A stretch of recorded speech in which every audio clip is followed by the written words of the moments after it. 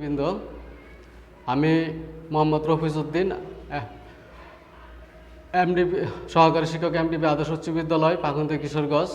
আজকে আমি তোমাদের জন্য একটি মজার ক্লাস নিয়ে আসছি।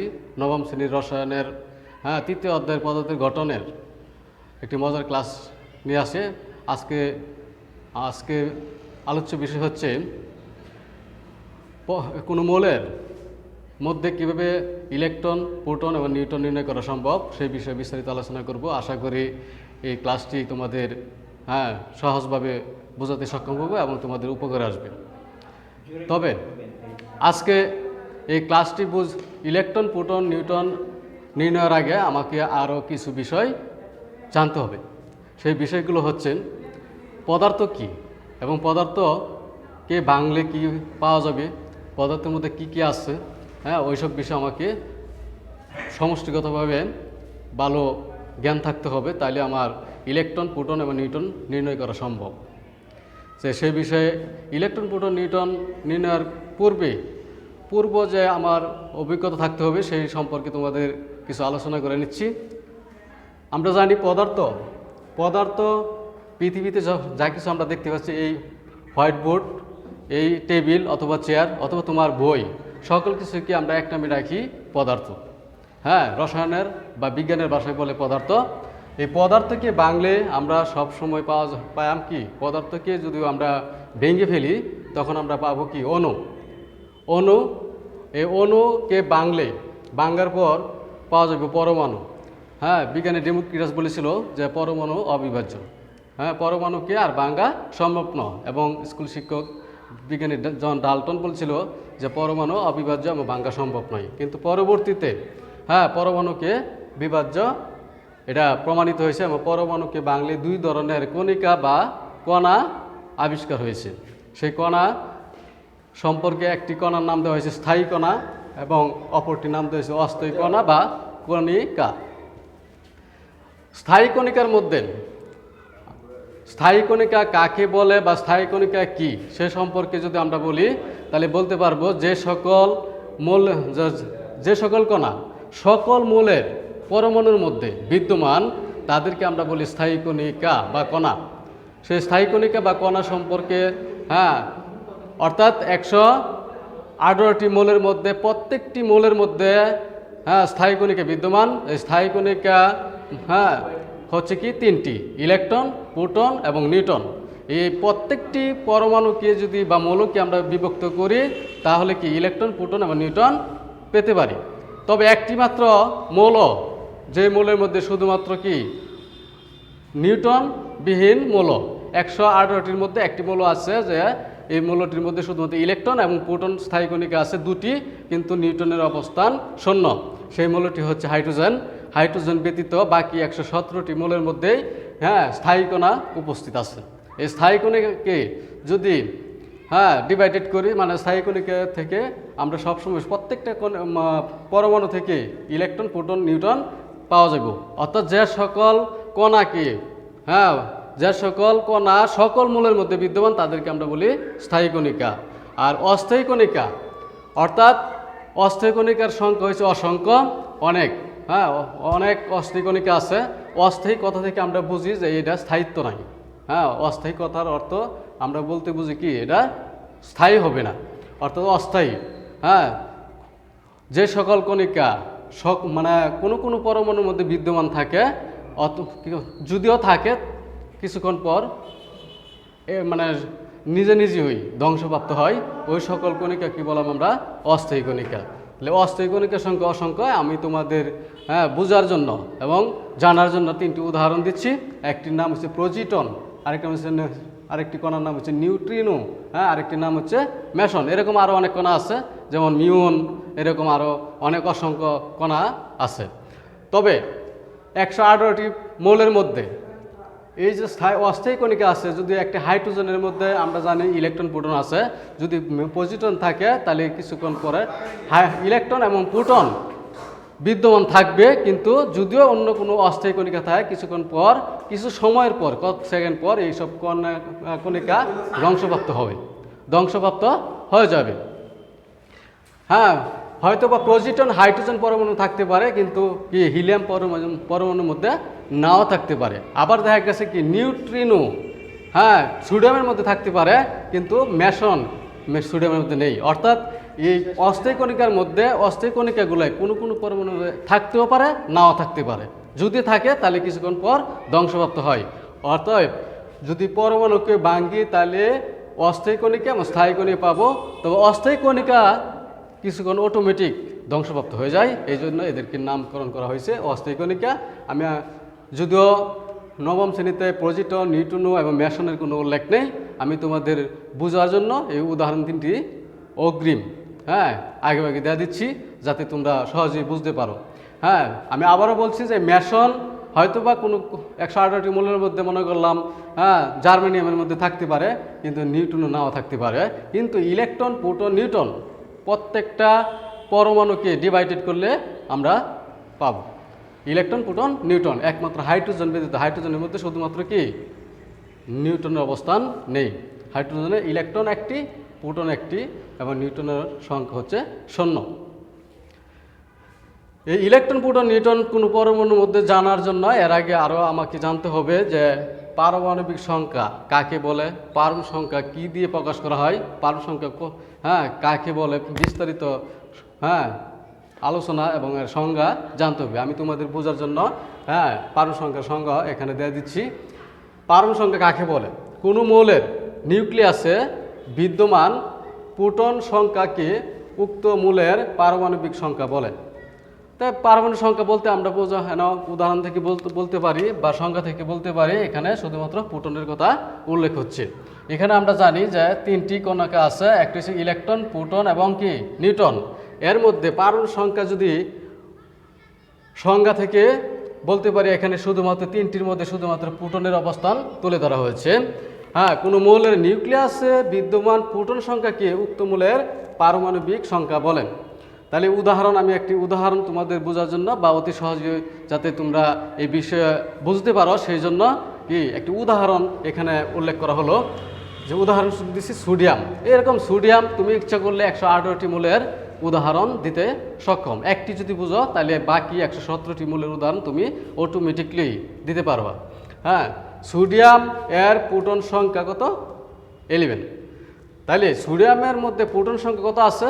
11, অর্থাৎ 11টি প্রোটন সংখ্যা আছে। আমরা এখান থেকে সংখ্যা শিখে এসেছি যে প্রোটন সংখ্যা যত তার পারমাণবিক সংখ্যা তত। অতএব সোডিয়ামের পারমাণবিক সংখ্যা কত হবে? 11, অর্থাৎ সোডিয়ামের পারমাণবিক সংখ্যা 11। তাহলে সোডিয়ামের পারমাণবিক সংখ্যা 11। এখন এর আগে পারমাণবিক সংখ্যা যখন লিখছি তখন এই 11-এর আগে এখানে একটা বর্ণমালা ক্যাপিটাল লেটার ব্যবহার করা হচ্ছে, যার নাম হচ্ছে জেড। এই অর্থাৎ কি এই থেকে বুঝতে পারি পারমাণবিক সংখ্যাকে জেড দ্বারা প্রকাশ করা হচ্ছে, অর্থাৎ পারমাণবিক সংখ্যা জেড দ্বারা প্রকাশ করা হয়। এই জন্য পারমাণবিক সংখ্যার লেখার সাথে সাথে আমরা জেড দিয়ে দিছি। জেড সমান কত? 11। তাহলে কোনো মৌলের মধ্যে যদি প্রোটন সংখ্যা যতটি উল্লেখ থাকবে তার পারমাণবিক সংখ্যা তত। এই প্রোটন সংখ্যা আমি কিভাবে জানবো? আমরা যদি পরবর্তী ক্লাসে হ্যাঁ বা এই 4র্থ অধ্যায়ে যদি পড়াশোনা করি পর্যায় সারণী, তখন আমরা এই কোন মৌলের প্রোটন সংখ্যা কত তা এই পর্যায় সারণী থেকে জেনে নেওয়া সম্ভব। তারপরে এই ইলেকট্রন, প্রোটন, নিউট্রন যখন তুমি শনাক্ত করবা বা কতটি আছে সংকেত থেকে, তখন এর আগে পারমাণবিক সংখ্যা জানতে হবে এবং তার সাথে সাথে কি পারমাণবিক ভর সংখ্যা সম্পর্কে জানতে হবে। তাহলে পারমাণবিক সংখ্যা আমি আগে বলছি এবং উদাহরণ দিছি। এই উদাহরণ থেকে আমরা বুঝতে পারবো। হ্যাঁ, এরকম তুমি ইচ্ছা করলে ক্যালসিয়ামের হ্যাঁ পারমাণবিক সংখ্যা কত? 20। হ্যাঁ, এই পর্যায় সারণী থেকে তুমি ইচ্ছা করলে পারমাণবিক সংখ্যা অর্থাৎ প্রোটন সংখ্যার সংখ্যা তুমি জানতে পারবা। যেমন হাইড্রোজেনের প্রোটন সংখ্যা কত? 1, অর্থাৎ পারমাণবিক সংখ্যা 1। হ্যাঁ, হিলিয়ামের পারমাণবিক সংখ্যা কত? প্রোটন সংখ্যা যেহেতু 2, এই তো পারমাণবিক সংখ্যা জেড সমান 2 লেখাম। লিথিয়ামের পারমাণবিক সংখ্যা কত হবে? 3, কারণ হচ্ছে লিথিয়ামের মধ্যে প্রোটন সংখ্যা হচ্ছে 3 অর্থাৎ 3। তাহলে লিথিয়ামের এরকম 118টি মৌলের প্রত্যেকটারই তুমি ইচ্ছা করলে পর্যায় সারণী থেকে প্রোটন সংখ্যা উল্লেখ আছে। এখান থেকে তুমি পারমাণবিক সংখ্যা সম্পর্কে বিস্তারিত কার কতটি প্রোটন সংখ্যা আছে অর্থাৎ পারমাণবিক সংখ্যা তুমি জানতে পারবে। তারপরে এই সম্পর্কে যদি হ্যাঁ ইলেকট্রন প্রোটন নিউট্রন সম্পর্কে যদি বের করতে চাই তাহলে এরপরে আমাকে জানতে হবে কি পারমাণবিক ভর সংখ্যা এবং এর সংজ্ঞা এবং এই পারমাণবিক সংখ্যা কীভাবে নির্ণয় ভর সংখ্যা কীভাবে নির্ণয় করা হয়, হ্যাঁ এবং ভর সংখ্যা কোথা থেকে জানতে পারবো সেই বিষয়ে আমার জ্ঞান থাকতে হবে এবং তা আমাকে ভালো করে পর্যায় সারণী থেকে জেনে নিতে হবে। পারমাণবিক সংখ্যা কোনো মৌলের নিউক্লিয়াসে বিদ্যমান প্রোটন এবং নিউট্রন সংখ্যার সমষ্টিকে উক্ত মৌলের পারমাণবিক ভর সংখ্যা বলে। কি বলছে? আমরা আগেই বলছি যে স্থায়ী কণিকা অর্থাৎ সকল পরমাণুর মধ্যে যে সকল কণিকা বিদ্যমান থাকবে সেই সকল কণিকাকে আমরা বলি স্থায়ী কণিকা, আর সকল পরমাণুর মধ্যে ইলেকট্রন প্রোটন নিউট্রন থাকবে একমাত্র হাইড্রোজেন ব্যতীত। এর মধ্যে এখানে দুটি কণা সম্পর্কে বলা হয়েছে। কি বলা হয়েছে? যা কোনো মৌলের নিউক্লিয়াসে বিদ্যমান প্রোটন এবং কি নিউট্রন সংখ্যার সমষ্টিকে উক্ত মৌলের পারমাণবিক সংখ্যা বলে। ইলেকট্রনের কথা ব্যতীত বাকি যে দুটি মৌল আছে প্রোটন এবং নিউট্রন, এই প্রোটন এবং নিউট্রন সম্পর্কে এখানে বলা হয়েছে। এবং কি বলা হয়েছে? প্রোটন এবং নিউট্রন সংখ্যার সমষ্টি, এই সমষ্টি কথাটা আমাকে মাথার মাঝে ভালো করে বুঝে নিতে হবে। সমষ্টি কথার অর্থ কি এবং সমষ্টি আমরা জানি কি? হ্যাঁ তোমরা অবশ্যই সমষ্টি সম্পর্কে যেহেতু ক্লাস 9-এ পড়ো সেহেতু তোমরা সমষ্টি সম্পর্কে ভালো জানো। সমষ্টি হচ্ছে যোগফল, অর্থাৎ কি একত্রিত করা, হ্যাঁ যোগ করা সমষ্টি। তাহলে প্রোটন এবং কি নিউট্রন সংখ্যার সমষ্টিকে উক্ত মৌলের পারমাণবিক ভর সংখ্যা বলে। অর্থাৎ কি কোনো মৌলের মধ্যে প্রোটন সংখ্যা এবং নিউট্রন সংখ্যার একত্রে যে সংখ্যাটা থাকবে তাকে আমরা বললাম পারমাণবিক ভর সংখ্যা। এখানে আমি তোমাদের সহজতে বুঝতে পারো এরকম একটি উদাহরণ এক্সাম্পল দিছি, যেমন সোডিয়ামের প্রোটন এবং নিউট্রন সংখ্যা যথাক্রমে 11 এবং 12। অর্থাৎ কি প্রোটন সংখ্যা কত? 11 এবং নিউট্রন সংখ্যা কত? 12। তাহলে এই যেহেতু সমষ্টির কথা উল্লেখ আছে তাহলে কি এখানে আমি কি প্রোটন সংখ্যা এবং কি নিউট্রন সংখ্যার কথা সংখ্যা বলা হয়েছে। তাহলে প্রোটন সংখ্যা কত? 11। এইগুলাই আমার মুখস্থ করার বিষয় না। আমরা পর্যায় সারণী যদি আলোচনা করি তখন তুমি অটোমেটিকলি কার প্রোটন সংখ্যা কত, হ্যাঁ নিউট্রন সংখ্যা কত তুমি জেনে যেতে পারবা, অথবা ভর সংখ্যা কত এটা তুমি জানতে পারবা। তাহলে এখানে যেহেতু আমার পর্যায় সারণী 4র্থ অধ্যায় এবং আমি আজকে আলোচনা করছি 3য় অধ্যায়, সেহেতু এই একটি উদাহরণ এখানে তোমাদের বোঝার জন্য দিচ্ছি। প্রোটন সংখ্যা 11 এবং কি নিউট্রন সংখ্যা 12। তাহলে প্রোটন সংখ্যা এবং নিউট্রন সংখ্যার সমষ্টিকে বলা হয়েছে কি পারমাণবিক সংখ্যা। তাহলে কি যোগ করতে হবে। তাহলে সোডিয়ামের পারমাণবিক সংখ্যা A = 11 যোগ 12 অর্থাৎ কি 23 অর্থাৎ 23। তাহলে বলা যেতে পারে কি এখানে পারমাণবিক সংখ্যা 23। তাহলে সোডিয়ামের পারমাণবিক সংখ্যা কত জানলাম? 23। আর প্রোটন পারমাণবিক সংখ্যা জানলাম কত? 11। আর ভর সংখ্যা জানলাম 23। তবে এর আগে দেখো ঠিক পারমাণবিক সংখ্যা যেমন জ্যার দ্বারা প্রকাশ করা হয়, আগে বলছি ঠিক পারমাণবিক ভর সংখ্যার পূর্বে এখানে এ প্রকাশ করা হয়েছে ক্যাপিটাল এ। আমরা তাহলে এ থেকে বুঝতে পারবো যে পারমাণবিক ভর সংখ্যাকে এ দ্বারা প্রকাশ করা হচ্ছে। তাহলে পারমাণবিক সংখ্যা এ এবং পারমাণবিক সংখ্যা পারমাণবিক সংখ্যাকে জেড দ্বারা এবং পারমাণবিক ভর সংখ্যাকে এ দ্বারা প্রকাশ করা হয়। এবং এই এ এবং জেড অর্থাৎ পারমাণবিক সংখ্যা এবং পারমাণবিক ভর সংখ্যার প্রত্যেকটি মৌলের মধ্যে পারমাণবিক সংখ্যা এবং ভর সংখ্যা আছে। এই সম্পর্কে তুমি পর্যায় সারণী যদি একটু তুমি একটু দেখে নাও তাহলে পারমাণবিক কোন মৌলের পারমাণবিক সংখ্যা কত, ভর সংখ্যা কত তুমি জানতে পারবে। আশা করি তোমরা এই যে এখান থেকে পারমাণবিক সংখ্যা তোমাকে শিখতে হবে। তারপরে প্রোটন সংখ্যা কীভাবে বের করতে হয়, তারপরে ভর সংখ্যা কীভাবে কত কীভাবে জানতে হয় এভাবে জেনে নিতে পারবা। ঠিক আছে? সংজ্ঞা এখান থেকে সবচেয়ে বড় কথা হচ্ছে পারমাণবিক সংখ্যার সংজ্ঞা তোমাকে মুখস্থ করতে হবে। পারমাণবিক ভর সংখ্যার সংজ্ঞা তোমাকে মুখস্থ করতে হবে। প্রোটন সংখ্যা নিউট্রন সংখ্যা কীভাবে কোন মূলের কত তা তুমি পড়াশোনা জানবা, তখনই তুমি ভর সংখ্যা সম্পর্কে ভালো করে জেনে নিতে পারবা। প্রিয় শিক্ষার্থী বৃন্দ, ইলেকট্রন প্রোটন এবং নিউট্রন সম্পর্কে আলোচনা করার জন্য আমরা অনেক কিছু আলোচনা করছি। পারমাণবিক ভর সংখ্যা, পারমাণবিক সংখ্যা কি দিয়ে প্রকাশ করা হয়। এখন আমি এই ইলেকট্রন প্রোটন নিউট্রন কিভাবে বের করতে হবে সেই সম্পর্কে একটি সংকেত এখানে উল্লেখ করা আছে। সাধারণ সংকেত অর্থাৎ কমন সংখ্যা এখানে আমি লিখছি কি x উপরে বাম বাম পাশে উপরে সাইডে দেওয়া হচ্ছে কি এ এবং নিচের সাইডে দেওয়া হচ্ছে জেড। অতএব আমরা পূর্বে জেনেছি এ হচ্ছে পারমাণবিক ভর সংখ্যা এবং জেড হচ্ছে পারমাণবিক সংখ্যা, এবং এর মধ্যে কি কি উপস্থিত থাকবে এবং জেড এর মধ্যে কি কি উপস্থিত আছে সে সম্পর্কে সংজ্ঞা থেকে এবং উদাহরণের মাধ্যমে তোমাদের সাথে বোঝানো হচ্ছে, তোমাদেরকে সে সম্পর্কে জ্ঞান সাধারণ ধারণা দেওয়া হচ্ছে। এ হচ্ছে কি পারমাণবিক সংখ্যা আর জেড হচ্ছে কি এ হচ্ছে পারমাণবিক ভর সংখ্যা এবং জেড হচ্ছে পারমাণবিক সংখ্যা। তবে এখানে আমি ভালো করে বোঝার জন্য এখানে আমি আবারও লিখে দিচ্ছি। এখানে কি লিখছি? সাধারণ সংখ্যা x বলতে আমরা কি সাধারণ মৌল বুঝি। সাধারণ মৌল বলতে আমরা জানি যে এই পর্যন্ত আবিষ্কৃত মৌলের সংখ্যা হচ্ছে কত? 118টি। 118টি কি হাইড্রোজেন, এরকম তুমি ইচ্ছা করলে 20 থেকে 30টি মৌল তোমাকে নবম এবং দশম শ্রেণীর জন্য মুখস্থ করতে হবে। যেমন hydrogen, helium, lithium, beryllium, boron, carbon, nitrogen, oxygen, fluorine, neon, sodium, magnesium, aluminium, এরকম তুমি একেবারে জিঙ্ক পর্যন্ত অর্থাৎ 30টি মূল তোমাকে ভালো করে মুখস্থ রাখতে হবে এবং সংকেত সহ এবং মূলের প্রতীক সহ তার কার কতটি প্রোটন সংখ্যা, কার কতটি ভর সংখ্যা এবং পারমাণবিক সংখ্যা কত, এই সকল কিছু তোমাকে পর্যায় সারণী থেকে ভালো করে জেনে নিতে হবে। তাহলে এখানে x বলতে আমরা কি বলছি? সাধারণ মূল। তাহলে x বলতে এখানে নিচে দেওয়া তোমাদের বোঝার জন্য উদাহরণ স্বরূপ দেওয়া দিচ্ছি। x হচ্ছে সাধারণ মূল। এই x এর অবস্থানে আমরা যে কোনো মূলের অবস্থান তুলে ধরতে পারবো। মানে hydrogen, lithium, beryllium, boron, carbon, এরকম 118টি পর্যন্ত তোমার যে কোনো মূল এই x এর জায়গায় তুমি অবস্থান করতে পারবো। জেড বলতে এখানে বোঝানো হচ্ছে কি পারমাণবিক সংখ্যা, আমরা আগে জানি, এবং এ হচ্ছে পারমাণবিক ভর সংখ্যা। এখন এই পারমাণবিক ভর সংখ্যা এবং পারমাণবিক সংখ্যা থেকে আমি ইচ্ছা করলে কি পারমাণবিক সংখ্যা বলতে কি পারমাণবিক সংখ্যা থেকে প্রোটন সংখ্যা নির্ণয় করা সম্ভব, এবং পারমাণবিক ভর সংখ্যার মধ্যে কি কি থাকে?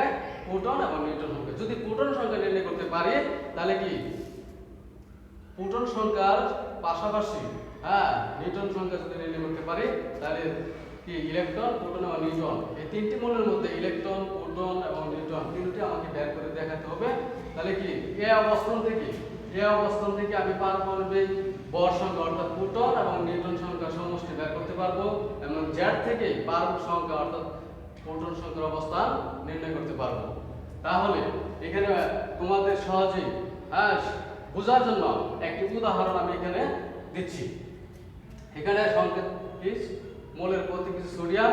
আমরা পূর্বেই একটি উদাহরণ ভর সংখ্যা এবং কি পারমাণবিক সংখ্যা থেকে সোডিয়ামের ইলেকট্রন সংখ্যা এবং কি ভর সংখ্যা অথবা পারমাণবিক সংখ্যা সম্পর্কে জেনেছি। তাহলে পারমাণবিক সংখ্যা এখানে দেওয়া x এর সাধারণ মূল, এখানে আমি কি লিখছি? সোডিয়াম। তাহলে সোডিয়াম কি 118 মূলের মধ্যে নেই, 118 মূলের মধ্যে সোডিয়ামের অবস্থান আছে। তাহলে x এর জায়গা কি সোডিয়াম অবস্থান করছে, যে কোনো মূল হতে পারে সোডিয়াম। তাহলে সোডিয়ামের পারমাণবিক সংখ্যা কত? 11। তাহলে জেড যেখানে আছে ঠিক সেই বাম পাশে নিচের অংশে 11 লেখা হচ্ছে, এবং কি এর জায়গা পারমাণবিক ভর সংখ্যা 23 এবং পারমাণবিক সংখ্যা হচ্ছে 11। এখন এই পারমাণবিক সংখ্যা এবং পারমাণবিক ভর সংখ্যা থেকে তুমি ইচ্ছা করলে পারমাণবিক ভর সংখ্যা এবং পারমাণবিক সংখ্যা থেকে তুমি প্রোটন সংখ্যা এবং কি প্রোটন এবং নিউট্রন সংখ্যার সমষ্টি বের করতে পারো। তাহলে এখানে প্রোটন আমরা কি জানি? পারমাণবিক সংখ্যার মধ্যে কি আছে? প্রোটন সংখ্যা। তাহলে প্রোটন সংখ্যা কত? 11। এখানে তাহলে কি কোন সংকেতের যদি বাম পাশের নিচের অংশে যে সংখ্যাটি উল্লেখ থাকবে সেই সংখ্যাটি হচ্ছে কি পারমাণবিক সংখ্যা, অর্থাৎ কি প্রোটন সংখ্যা। কারণ পারমাণবিক সংখ্যা মানে হচ্ছে কি প্রোটন সংখ্যা। প্রোটন সংখ্যা যতটি পারমাণবিক সংখ্যা ঠিক তত। তাহলে এই পারমাণবিক সংখ্যা থেকে এই প্রোটন সংখ্যা নির্ণয় করা সম্ভব 11। তারপরে পারমাণবিক ভর সংখ্যার ক্ষেত্রে যদি আমি বলি, তার পারমাণবিক ভর সংখ্যা হচ্ছে প্রোটন এবং নিউট্রন সংখ্যা সমষ্টি, যাকে এ দিয়ে প্রকাশ করা হয়। এই এর অবস্থানে দেখতে হবে আমার কি সংখ্যা লেখা আছে। এ কোথায় আছে? উপরের সাইডে বাম পাশে উপরের দিকে। তাহলে এখানেও সংকেতের বাম পাশে উপরের দিকে অবস্থান নিচে কত সংখ্যাটি? 23।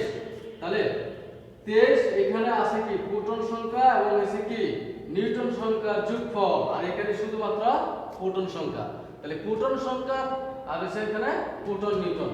আমরা যদি প্রোটন নিউট্রন থেকে প্রোটন সংখ্যা বাদ দিয়ে দিই অর্থাৎ বিয়োগ করি তাহলে কি নিউটন সংখ্যা বের করা সম্ভব। অর্থাৎ নিউটন সংখ্যা বের করতে হলে এ থেকে জেড এর সংখ্যা অর্থাৎ পারমাণবিক ভর সংখ্যা থেকে পারমাণবিক সংখ্যা যদি বাদ দিয়ে দেয় তাহলে কি পারমাণবিক ভর সংখ্যার মধ্যে ইলেকট্রন, প্রোটন এবং কি নিউট্রন আছে। আর সংখ্যার মধ্যে শুধুমাত্র প্রোটন, তাহলে প্রোটন এবং নিউট্রন থেকে প্রোটন সংখ্যা যদি বিয়োগ করি তাহলে এখান থেকে যাবে শুধুমাত্র কি পারমাণবিক শুধুমাত্র নিউট্রন সংখ্যা। তাহলে এ অর্থাৎ পারমাণবিক ভর সংখ্যা কত 23, তাহলে এই 23 আর পারমাণবিক সংখ্যা কত জেড এর মান 11, তাহলে বিয়োগ করলে কত থাকবে 12। তাহলে পারমাণবিক ভর সংখ্যা থেকে পারমাণবিক সংখ্যা বিয়োগ করলে আমরা কি নিউটন সংখ্যা পেতে পারি। তাহলে কি প্রোটন সংখ্যা 11 এবং নিউটন সংখ্যা হইছে কি 12। তাহলে বাকি রইল আমরা জানি স্থায়ী কণিকা হচ্ছে কি ইলেকট্রন প্রোটন নিউট্রনের মধ্যে প্রোটন পেয়েছি কত 11 এবং নিউটন পেয়েছি কত 12। বাকি রইল কি ইলেকট্রন সংখ্যা। এই ইলেকট্রন সংখ্যা বের করতে হলে কিছু আলোচনা করে নিতে হবে, যদি পরবর্তী ক্লাসে সেই আলোচনা করব কিভাবে ইলেকট্রন সংখ্যা এবং ইলেকট্রন সংখ্যা কেন কোন মৌলের মধ্যে কতটি ইলেকট্রন থাকবে কতটি প্রোটন থাকবে সেই সংখ্যা তুমি সহজে বোঝার জন্য ইলেকট্রন ত্যাগ করতে হবে, ইলেকট্রন গ্রহণ করা সেই অবস্থানে সেই বিষয়ে আমি ধারণা দেব। যেহেতু এটা হয়েছে কোনো প্লাস মাইনাস নেই, অর্থাৎ কোনো প্লাস মাইনাস মানে কি এখানে যদি প্লাস থাকে তাহলে বুঝতে হবে কি ধনাত্মক চার্জ, আর যদি বলি এটা মাইনাস থাকে তাহলে বুঝতে হবে কি ঋণাত্মক চার্জ। তাহলে ঋণাত্মক চার্জ আর ধনাত্মক চার্জ যদি কোনো মৌলের মধ্যে উল্লেখ না থাকে তাকে বুঝতে হবে সেই মৌলটি কি নিরপেক্ষ মৌল। কোন নিরপেক্ষ মৌলের মধ্যে যেহেতু এটা হচ্ছে প্লাস মাইনাস কোনো নেই তাহলে এটা কি একটি নিরপেক্ষ মৌল। নিরপেক্ষ মৌল বলতে নিরপেক্ষ কথার অর্থ হচ্ছে কেউ যদি কারো পক্ষে থাকে তাহলে সে নিরপেক্ষ নয়। দুইজনে যোগ রয়েছে, একজন দেখছেন সে যদি মানে কোনো পক্ষে কথা না বলে কোনো কাউকে মানে কোনো পক্ষের দায়িত্ব না করে তাহলে তাকে বলা হয় নিরপেক্ষ। তাহলে নিরপেক্ষ বলতে পজিটিভ চার্জ বা নেগেটিভ চার্জ এরকম কোনো চার্জ নেই, শুধুমাত্র কি চার্জবিহীন যদি কোনো মৌল হয় সেই ক্ষেত্রে তাকে বলা হয় নিরপেক্ষ। আর নিরপেক্ষ মৌলের মধ্যে প্রোটন সংখ্যা এবং ইলেকট্রন সংখ্যার মান সারা জীবনে সমান। তাহলে যেহেতু প্রোটন সংখ্যা এবং ইলেকট্রন সংখ্যার মান সমান, যেহেতু এই সোডিয়াম হচ্ছে কি চার্জ নিরপেক্ষ মৌল, এখানে কোনো প্লাস মাইনাস উল্লেখ নেই, সেহেতু কি প্রোটন সংখ্যা এবং ইলেকট্রন সংখ্যার মান সবসময় সমান হবে। তাহলে প্রোটন সংখ্যা যেহেতু আমি পেয়েছি 11, তাহলে ইলেকট্রন সংখ্যা 11, অর্থাৎ প্রোটন সংখ্যা এবং কি নিউটন সংখ্যা মানে বের করার পরে যদি তুমি চার্জ নিরপেক্ষ হয় তাহলে কি ইলেকট্রন সংখ্যা তুমি পেয়ে যাবে। কোথা থেকে? প্রোটন সংখ্যা থেকে। তাহলে প্রোটন সংখ্যা কত হবে? প্রোটন সংখ্যা যত ইলেকট্রন সংখ্যা ঠিক তত। এরকম উদাহরণ তুমি অনেক ইচ্ছা করে দিতে পারবে, যে কোনো ভাবে যতগুলো উদাহরণ তুমি থাকে না কেন ইলেকট্রন প্রোটন নিউট্রন পদ্ধতি যদি তুমি বের করতে চাও, এরকম সংকেত যদি দেওয়া থাকে তাহলে তুমি ইচ্ছা করলে প্রোটন এবং ইলেকট্রন সংখ্যা নির্ণয় করতে পারবে। আমি আরেকটা উদাহরণ দিচ্ছি, যেমন ম্যাগনেসিয়ামের এখানে জেড এর জায়গায় লিখলাম 12 আর পারমাণবিক ভর সংখ্যার ক্ষেত্রে লিখলাম 24। এখান থেকে যদি ইলেকট্রন প্রোটন তারপরে কি নিউট্রন যদি নির্ণয় করি তাহলে এখানে প্রোটন সংখ্যা হচ্ছে 12 আর এর থেকে জেড বাদ দেই তাহলে এর মান হচ্ছে কত 24। তো 24 থেকে 12 যদি বাদ দেই তাহলে থাকবে 12, তাহলে প্রোটন সংখ্যা 12 নিউট্রন সংখ্যা 12। যেহেতু এটা চার্জ নিরপেক্ষ নয় অর্থাৎ চার্জ মৌল, সেহেতু প্রোটন সংখ্যা আর ইলেকট্রন সংখ্যার মান সবসময় থাকবে কি সমান। তো সমান হলে এটা 12। এরকম তুমি অ্যাভেলেবেল ক্লোরিনের ক্ষেত্রে বলি আমরা জানি এটার পারমাণবিক সংখ্যা 17 অর্থাৎ প্রোটন সংখ্যা 17 এবং এটা ভর সংখ্যা হচ্ছে 35। তাহলে তুমি যদি প্রোটন ইলেকট্রন এবং নিউট্রন নির্ণয় করতে চাই তাহলে প্রোটন সংখ্যা কত 17, নিউট্রন সংখ্যা এর থেকে জেড বিয়োগ দিলে অর্থাৎ 35 থেকে যদি তুমি 17 বাদ দাও তাহলে কত 18। এবং যেহেতু এটা চার্জ নিরপেক্ষ মূলক সেহেতু ইলেকট্রন সংখ্যা এবং প্রোটন সংখ্যার মান সমান। এরকম অনেকগুলো উদাহরণ তুমি ইচ্ছা করলে তুমি বাড়িতে চেষ্টা করতে পারবে। আশা করি এর সাথে সাথে তুমি এই উদাহরণগুলো বাড়িতে চেষ্টা করবা। যেমন ক্যালসিয়াম 20, তারপরে 40, তারপরে এই কাজগুলো তুমি ইচ্ছে করলে বাড়িতে চেষ্টা করতে পারবা। যেমন অক্সিজেন 8, এখানে 16, তারপরে তুমি ফসফরাস মনে করো 15, আর এখানে 31। এটি থেকে তুমি ইচ্ছা করলে ইলেকট্রন প্রোটন নিউট্রন নির্ণয় করতে পারবে। তাই ক্যালসিয়াম, অক্সিজেন, ফসফরাস এই তিনটি তুমি ইচ্ছা করলে বাড়িতে বসে ঠিক আমি যেভাবে কাজটি করেছি তুমি ঠিক অনুরূপভাবে সেই ইলেকট্রন প্রোটন নিউট্রন নির্ণয় করতে চেষ্টা করবা। এবং আশা করি এই ক্লাসটি তোমার ইলেকট্রন প্রোটন নিউট্রন কিভাবে নির্ণয় করা হয় সেই বিষয়ে বিস্তারিত চেষ্টা করেছি তোমাদের বোঝানোর জন্য। তোমরা যত ভালোভাবে ক্লাসটি বুঝতে পারবো এবং পরবর্তী ক্লাসে এই চার্জবিহীন যৌগের ক্ষেত্রে আজকে ইলেকট্রন প্রোটন নিউট্রন কিভাবে নির্ণয় করা হয় সেই বিষয়ে আলোচনা করেছে এবং চার্জযুক্ত মৌলের ক্ষেত্রে কিভাবে ইলেকট্রন এবং প্রোটন নির্ণয় করা হয় সেই পরবর্তী ক্লাসে তোমাদের সেই বিষয়ে আলোচনা করব। আশা করি তোমরা সবাই ভালো থাকবে এবং বাড়িতে পড়াশোনা করবে। কোভিড-19 সামাজিক দূরত্ব বজায় রাখবে। কোভিড-19 এর কারণে অনলাইনে ক্লাস করতে হচ্ছে এবং তোমরা অনলাইনের সাথে যুক্ত হয়ে ক্লাস নিয়মিত দেখবে এবং পড়াশোনার পাশাপাশি বাড়িতে বসে পড়াশোনা করবে সে আশা ব্যক্ত করে সবাই সুখে থাকো, ভালো থাকো। ধন্যবাদ। আজকের জন্য এখানে সমাপ্ত।